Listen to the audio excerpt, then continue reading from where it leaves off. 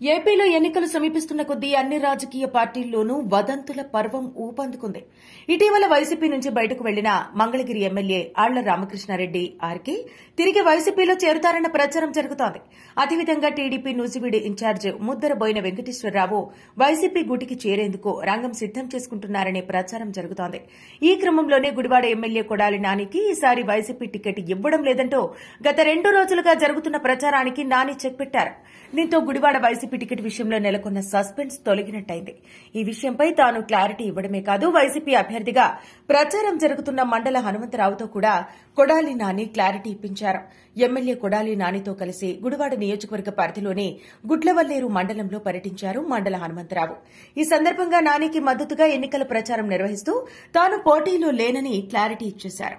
అంతేకాదు, నానితో కలిసి press meet పెట్టి మరీ గుడివాడ టికెట్ తాను ఆశించడం లేదని స్పష్టం చేశారు.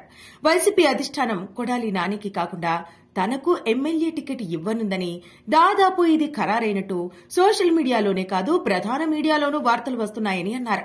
అంతేకాదు, ఎమ్మెల్యే నానితో తనకు అభిప్రాయ భేదాలు ఉన్నట్టుగా ప్రచారం జరుగుతోందని, ఈ ప్రచారంలో ఎలాంటి నిజం లేదని హనుమంతరావు అన్నారు. తాను పోటీ చేయడం గాని, నానికి వ్యతిరేకంగా రాజకీయాలు చేయడం గాని జరగదని ఆయన స్పష్టం చేశారు. వైఎస్సార్ కుటుంబానికి ఎప్పటికీ విశ్వసనీయంగా ఉంటానని, పార్టీని దెబ్బతీసే పనులు చేయనని అన్నారు.